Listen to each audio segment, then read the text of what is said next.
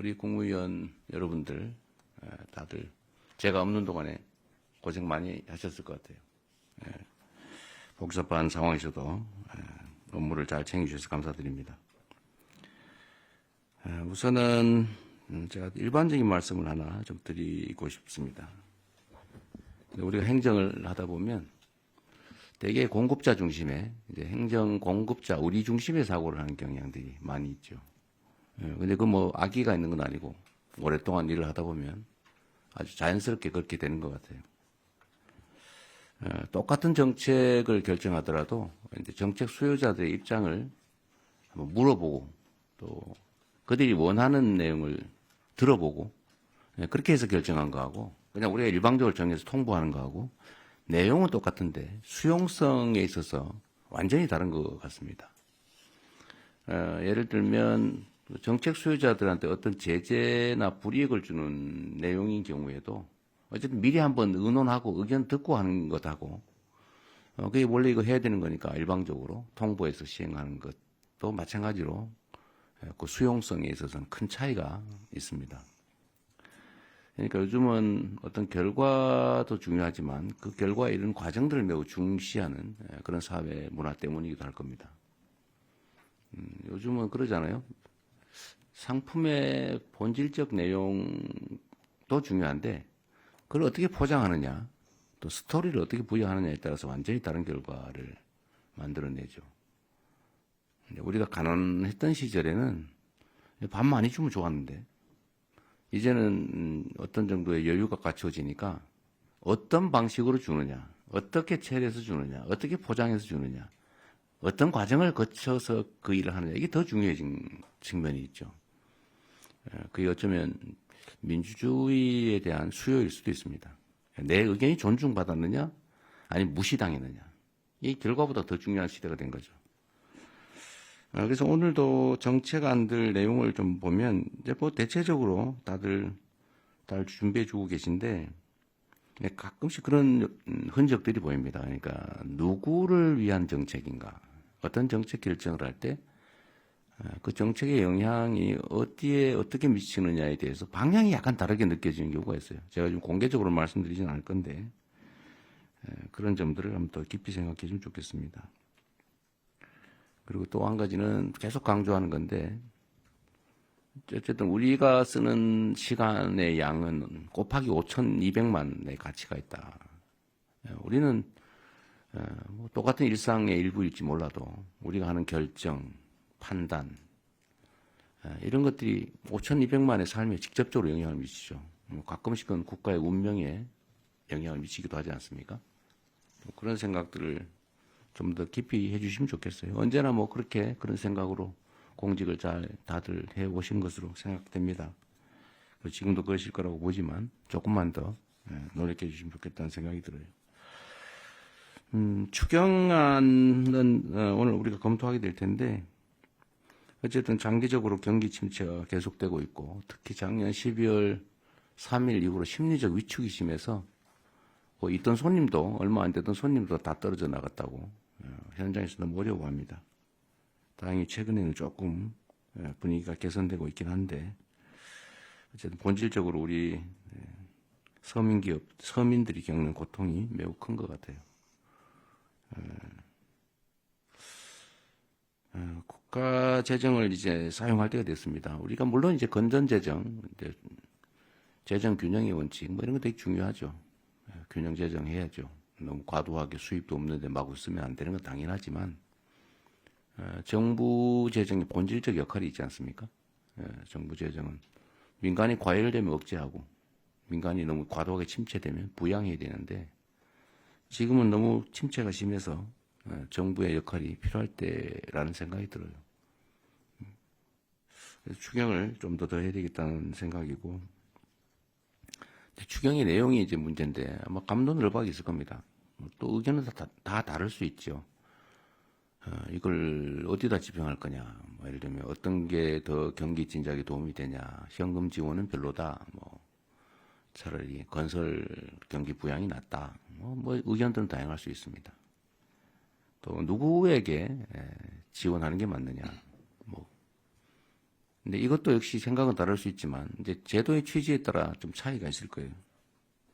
그래서 저는 이번 추경안에 이제 두 가지 핵심 요소가 있다. 하나는 일단은 경기 진작 요소가 좀 중요하죠. 두 번째는 이 경기 진작 과정에서 국민들이 혜택을 보게 되는데 일부 국민들이 또는 정부가 누가 더 많이 혜택을 보게 하는 게 맞느냐 또 누구는 아예 제외하는 게 맞느냐 이건 약간 가치와 뭐 이념의 문제이기도 하죠. 근데 저는 그런 생각을 합니다. 만약 일반 원칙으로요. 만약에 우리가 어떤 제도를 시행하는데 필요한 경비다 이게 라고 하면 그 경비 지출에 따라서 혜택을 보는 반사적 이익을 보는 사람은 누구여야 하느냐? 그건 가난한 사람이어야 하느냐? 아니면 세금을 많이 내는 부자여야 하느냐? 저는 어떤 필요에 의해서 경비를 지출한다고 하면 그 반사적 혜택은 최소한 국민들이 공평하게 혜택을 누리는 게 맞다고 생각해요. 아니면 어쩌면 좀 과하게 생각하면 그 경비를 더 많이 부담한 사람이 더 많은 혜택을 봐야 되는 거 아니냐 이런 생각까지 할 수가 있죠.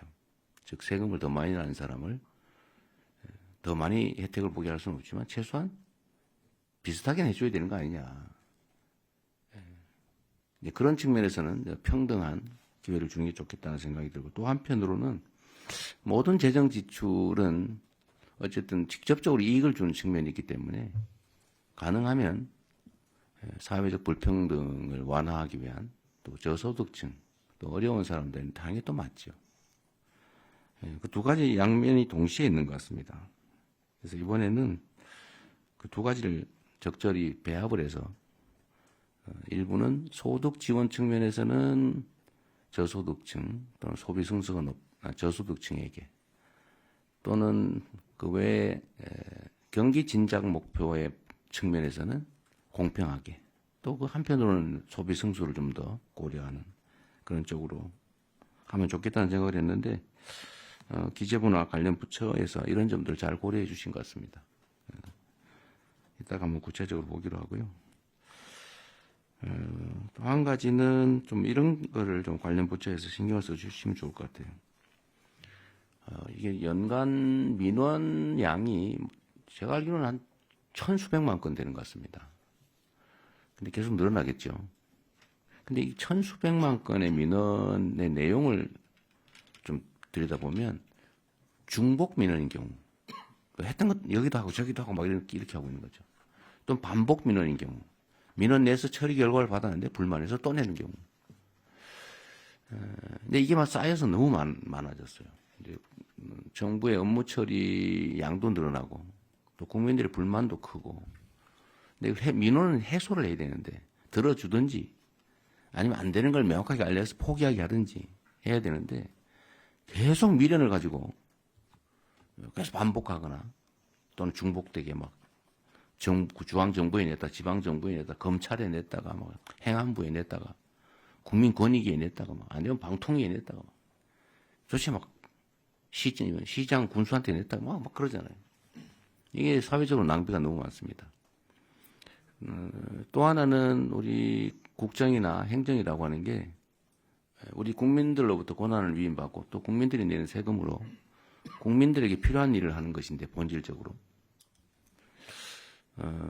그런데 이 민원이라고 하는 걸 우리가 대할 때 막 귀찮은 일 또는 뭐 없으면 좋을 일 이렇게 생각하는 경향이 없지 않죠. 그래서 경시합니다.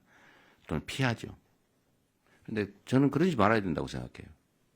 이 나라의 주인이 국민이라고 하는 게 헌법의 대원칙이고 또 국민이 원하는 것이 부당하지 않다면 다 들어줘야죠. 그게 부당하다면 부당함을 알려서 설득해야죠. 근데 엄청난 에너지가 민원에 소모되는 것 같아요. 그래서 이 문제들을 좀 신속하게 사실 똑같은 민원을 처리해도 신속하게 하느냐 지연되느냐에 또 큰 차이가 있는 것 같습니다. 또 한 가지는 민원에 반응을 하느냐 무시를 하느냐 이것도 큰 차이를 빚는 것 같습니다. 그러면은 우리가 좀 어떤 민원에 대해서 신속하게 반응하고 반응을 해주고 또 가능하다면 신속하게 반응해주고 또 설득도 충분히 하고 이랬으면 좋겠어요. 그래서 민원의 총량을 좀 줄였으면 싶습니다. 제가 뭐 제 자랑하는 것 같아서 좀 그렇긴 합니다만 제가 성남시장 첫 취임하던 첫 해에 무작위로 동네 동순실을 하면서 모았던 민원들이 있어요. 뭐 첫 해는 한 분량이 한 이 정도 아니만큼 됐습니다. 제가 종이를 하나씩 나눠주고 다 쓰라고 했죠. 근데 제가 퇴임하던 해에는 요만큼 줄었어요. 그냥 다 이제 해소된 거죠. 미리 들어주기도 하고 뭐 방법은 아주 다양하게 저희가 구사를 해봤는데 어쨌든 국민들이 정부 행정으로부터 무시당했다, 소외받고 있다, 억울하게 처분받았다, 해줘야 될 걸 안 하고 있어서 배제됐다, 이런 생각을 하지 않도록 이 방법은 좀 최대한 찾으면 좋겠어요.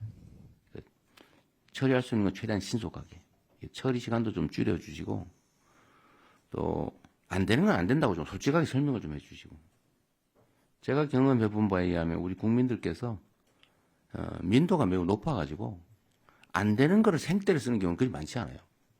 설명이 부족해서 그래요. 한두 시간 뭐 두세 시간 시간 내서 신뢰할 수 있는 사람, 권위 있는 사람이 정말 진지하게 설명해 주면 거의 다 수용합니다. 그리고 대개는 울어요 마지막에 고맙다고. 이거 미리 설명을 잘해줬으면 내가 이렇게 몇 년 동안 끌려다니면서 생고생 안 했을 텐데 다 뭐 될 것처럼 얘기해가지고 미루는 바람에 조금만 힘 더 쓰면 될 줄 알고 이렇게 휴가 내고 막 몇 년 동안 쫓아다니기 너무 억울하다고. 그런 경우가 상당히 많이 있더라고요. 진지하게 민원을 대해주면 좀 좋겠다는 생각 듭니다. 오늘 많은 안건들 준비해 주셨는데 하여튼 한번 같이 의논해 보시고요. 이제 다시 한번 제가 없는 시간 동안에 큰 무리 없이 공무에 잘 임해 주셔서 감사드립니다.